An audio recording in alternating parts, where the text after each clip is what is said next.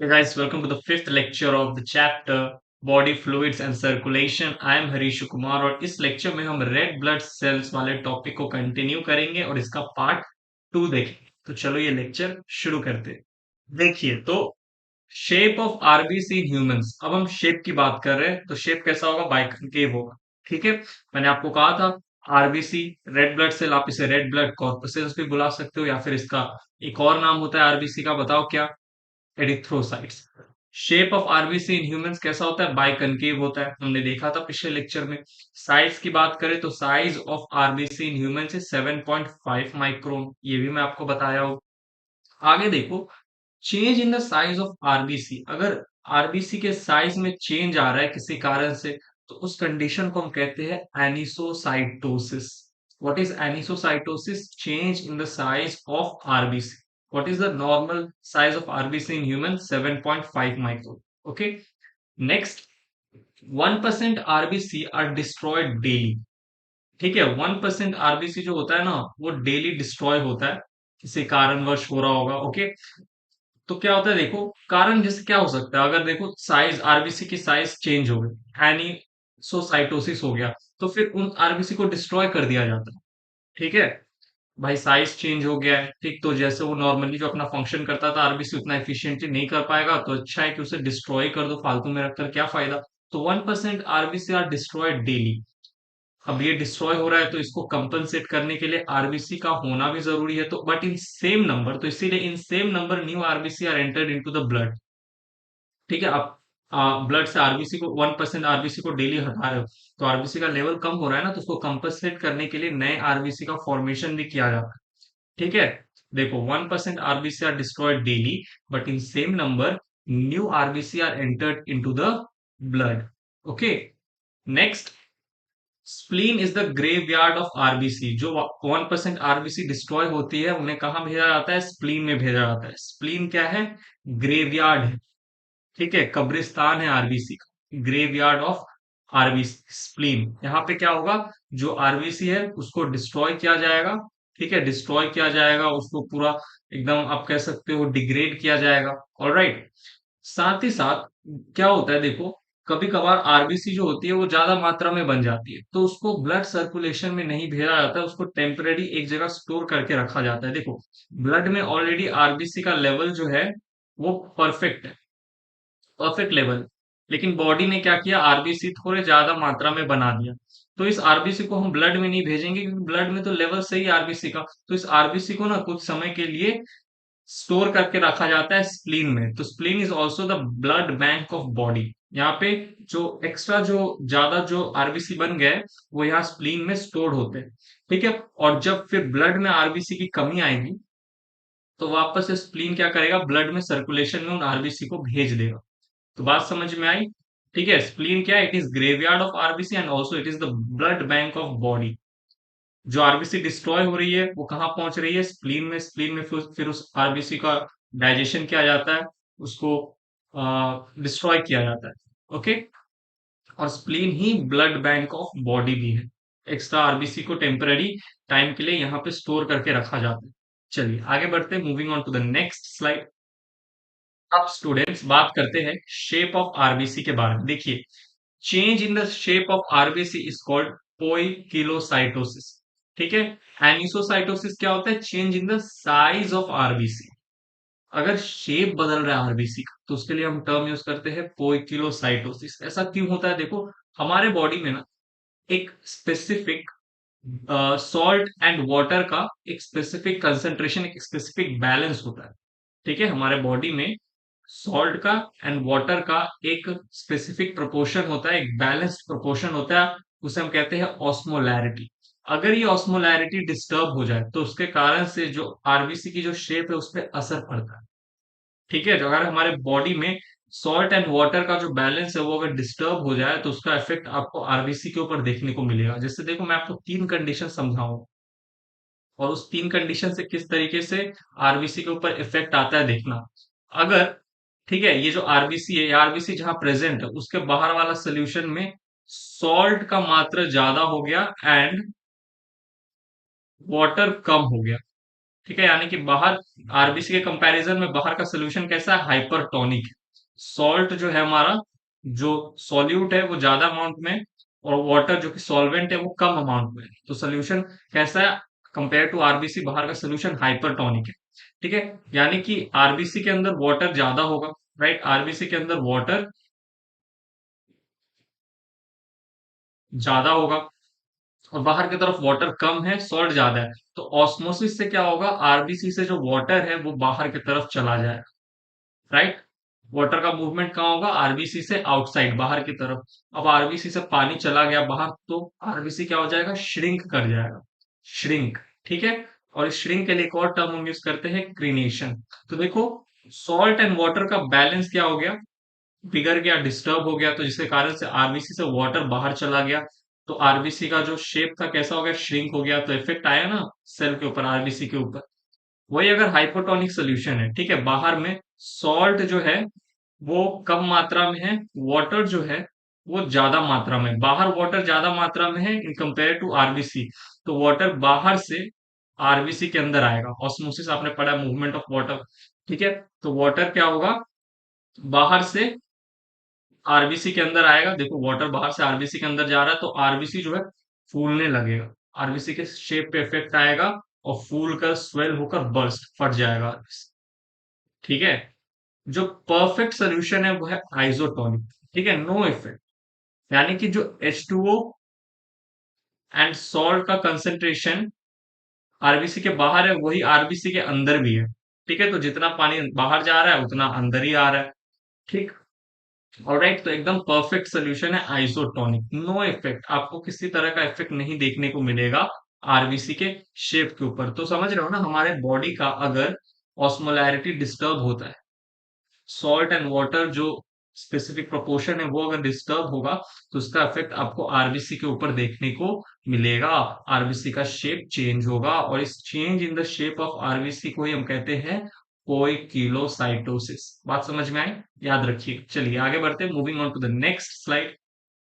अब स्टूडेंट्स बात करते हैं life span of RBC. Red blood cell की लाइफ स्पैन कितनी होती है।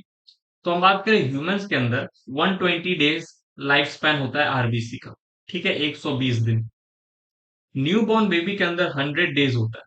ठीक है, एक लाइफ स्पैन आरबीसी का न्यूबॉर्न बेबी के अंदर कितना होगा, 100 डेज। ह्यूमन के अंदर 120 डेज।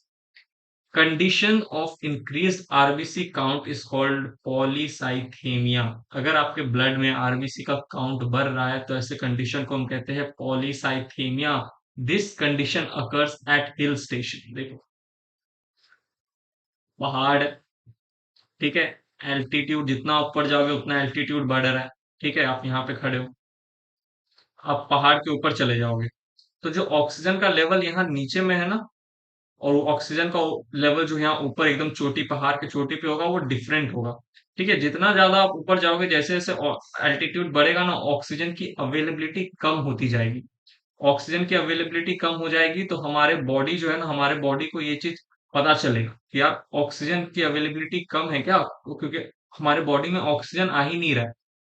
ठीक है, होम्योस्टैसिस जो है वो बिगड़ जाएगा। तो इसको सही करने के लिए हमारे बॉडी क्या करेंगे, आरबीसी को ज्यादा बनाना शुरू कर देंगे। ठीक है, बॉडी को जितना ऑक्सीजन मिलना चाहिए उतना नहीं मिल रहा है, तो बॉडी को लगेगा कि यार कहीं आरबीसी की कमी तो नहीं आ रही है, क्योंकि आरबीसी जो है वो क्या करता है, helps in the transport of oxygen cell और टिश्यू तक, वही आरबीसी में हेमोग्लोबिन है वही पहुंचाएगा। तो बॉडी को ऐसा लगता है कि शायद आरबीसी अच्छे अमाउंट में नहीं है, तो बॉडी अपना जो उसका जो हिस्सा है, उसका जो काम है वो कर देता है, वो ज्यादा अमाउंट में आरबीसी बनाने लग जाता है, क्योंकि जितना ज्यादा आरबीसी उतना ज्यादा हेमोग्लोबिन उतना ज्यादा ऑक्सीजन बाइंडिंग कैपेसिटी। तो बॉडी क्या करेगा ना, जब आप हिल स्टेशन पे एकदम ऊंचाई पे जाओगे, तो बॉडी आपका क्या करेगा, आरबीसी जो है ना वो ज्यादा अमाउंट में बनाने लग जाएगा, कंपनसेट करने के लिए। ठीक है, तो आरबीसी बढ़ गया, और इसी कंडीशन को हम कहते हैं पॉलीसाइथेमिया। इसलिए जब आप पहाड़ की चोटी पे जाओगे, तो जो लोग जिनका थोड़ा फेयर कंप्लेक्शन है, ठीक है, उनका स्किन आप देखोगे ना रेडिश हो रहा है, गाल वाल देखोगे, हाथ वाथ, पहाड़ी के जो लोग होते हैं उनका जो चिक्स होता है, जो हाथ होता है, रेडिश रेडिश होता है, थोड़ा थोड़ा लाल होता है। गोडे तो होते हैं, गोडे से ऊपर उसके ऊपर भी एकदम लाल लाल होते हैं, सेब की तरह। ठीक है, सेब की तरह मुंह होता है लाल लाल एकदम। तो क्यों, क्योंकि उनके ब्लड में आरबीसी का अमाउंट ज्यादा हो गया। ओके, ऑलराइट, ठीक है। तो condition of increased RBC count is polycythaemia. This condition occurs at hill station. Condition of decreased RBC amount is called anaemia. और अगर उल्टा हो गया, आरबीसी का काउंट घट गया आपके बॉडी में, तो इसके लिए हम जो टर्म यूज करते हैं वो है anaemia. Next, formation of RBC. Process of formation of RBC is called erythropoiesis. ठीक है, erythropoiesis is the process of formation of RBC. Hormone which stimulate erythropoiesis is called erythropoietin.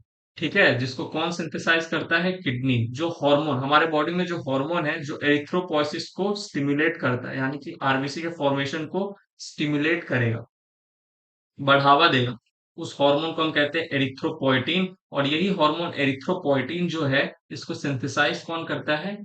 Kidney synthesise करता है। ठीक है, चलिए आगे बढ़ते हैं, moving on to the next slide.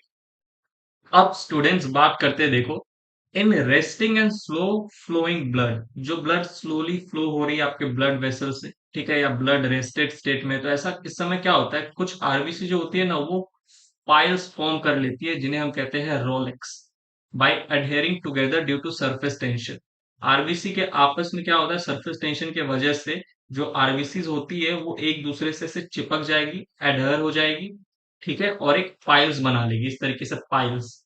Okay, ये कब होता है? जब ब्लड जो है वो स्लोली फ्लो कर रहा है, या ब्लड जो है वो रेस्टिंग स्टेज में है ब्लड वेसल्स के अंदर, किसी कंडीशन के कारण हो सकता है।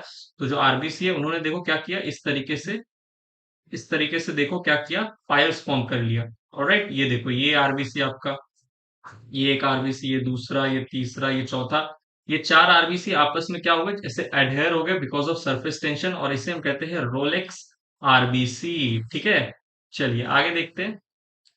Minute bits of disintegrated red blood corpuscles is known as haemoconia. कभी कभी क्या होता है, जो हार्ट होता है ना हमारा, वो बहुत ही फास्ट पेस में क्या करता है, ब्लड को भेजता है ब्लड वेसल्स में। ठीक है, बहुत तेज एकदम ब्लड को भेजा ब्लड वेसल्स के अंदर हार्ट ने, तो उसके कारण से क्या होता है, जो आरबीसी होती है ना, वो आपस में टकराती है, और जो बूढ़ी आरबीसी होती है, जो ओल्ड आरबीसी होती है, वो डिसइंटीग्रेट हो जाती है, टूट जाती है, डिसइंटीग्रेट हो जाती है। कब? जब जब हमारा हार्ट है वो बहुत ही ज्यादा पेस में ब्लड को ब्लड वेसल्स में छोड़ता है, तो आरबीसी आपस में टकराई, जो बूढ़ी थी वो डिसइंटीग्रेट हो गई। तो वो जो डिसइंटीग्रेट हो गई आरबीसी, उसके बिट्स को, उसके टुकड़ों को कहा जाता है हेमिकोकोनिया, सॉरी हेमोकोनिया, हेमोकोनिया। ठीक है, minute bits of disintegrated RBC is known as haemoconia. ठीक, कुछ और पॉइंट से देखो, जैसे हमारे अंदर हम बात करें ह्यूमंस के अंदर क्या होता है, देखो हमारे आरबीसी में जो रेस्पिरेटरी पिगमेंट है वो क्या है, हेमोग्लोबिन। ठीक है, जो मॉलिक्यूल है, जो रेस्पिरेटरी पिगमेंट है, वो हेमोग्लोबिन है, जो कि ट्रांसपोर्ट ऑफ गैसेस में मदद करता है। उसी तरीके से कुछ एनालिड्स में, ये मैंने आपको एनिमल किंगडम के समय पढ़ाया था, वापस से यहाँ पे एक बार रिवाइज करा दे रहा हूँ। एनालिड्स में क्या होता है, हेमोग्लोबिन के जगह एक पिगमेंट होता है क्लोरोक्रियोरिन। ठीक है, हेमोग्लोबिन नहीं होता, दूसरा रेस्पिरेटरी पिगमेंट होता है जो कि ग्रीन कलर का होता है, और ये भी आयरन कंटेनिंग रेस्पिरेटरी पिगमेंट है, chlorocruorin. Chlorocruorin is the green coloured iron containing respiratory pigment in some annelids. Humans के अंदर कौन है रेस्पिरेटरी पिगमेंट? हेमोग्लोबिन। उसी तरीके से क्रस्टेशियंस में, जैसे कि प्रॉन में, आपको हीमोसाइनिन देखने को मिलेगा, which is a blue coloured copper containing respiratory pigment. ठीक है, तो ये कुछ फैक्ट्स है, आप याद रख सकते हैं। बाकी इससे ज्यादा तो मुझे नहीं लगता आरबीसी के अंदर आपसे कोई पूछने वाला है। ठीक है, जितना एनसीईआरटी में था उससे हम लोग एक आध कदम, एक कदम क्या, दो तीन कदम आगे चल रहे हैं। ठीक है, तो इतना काफी है आपके लिए। पार्ट वन पार्ट टू दो लेक्चर में हमने आरबीसी को एकदम अच्छे से डिटेल में समझा। अब यहाँ पे देखो मैंने क्या कहा था, हम फॉर्म्ड एलिमेंट्स पढ़ रहे थे, राइट? फॉर्म्ड एलिमेंट्स ही पढ़ रहे थे ना, जो कि ब्लड का 45% हिस्सा होता है, अरे याद करो, 55% प्लाज्मा होता है, 45% सॉलिड फॉर्म्ड एलिमेंट्स होता है। ठीक है, इसमें हमने सबसे पहले आरबीसी कंप्लीट कर लिया, अब हम शुरू करने वाले हैं डब्ल्यूबीसी। ठीक है, डब्ल्यूबीसी के बाद हम प्लेटलेट्स में जाएंगे, बाकी सारी चीजें देखेंगे। तो ये तो तीन तरह के फॉर्म्ड एलिमेंट्स है, जिनमें से आरबीसी हमने कंप्लीट कर लिया, तो अगले लेक्चर में ऑब्वियसली हम लोग डब्ल्यूबीसी के बारे में पढ़ेंगे, और डब्ल्यूबीसी को भी हम दो पार्ट में समझेंगे। ठीक है, इस पे भी दो लेक्चर्स आएंगे, part one part two. Alright, तो चलो ये लेक्चर यहीं पे होता है समाप्त। मिलता हूं मैं आपसे बॉडी फ्लूइड्स एंड सर्कुलेशन के अगले लेक्चर में, तब तक के लिए bye. Thank you, take care.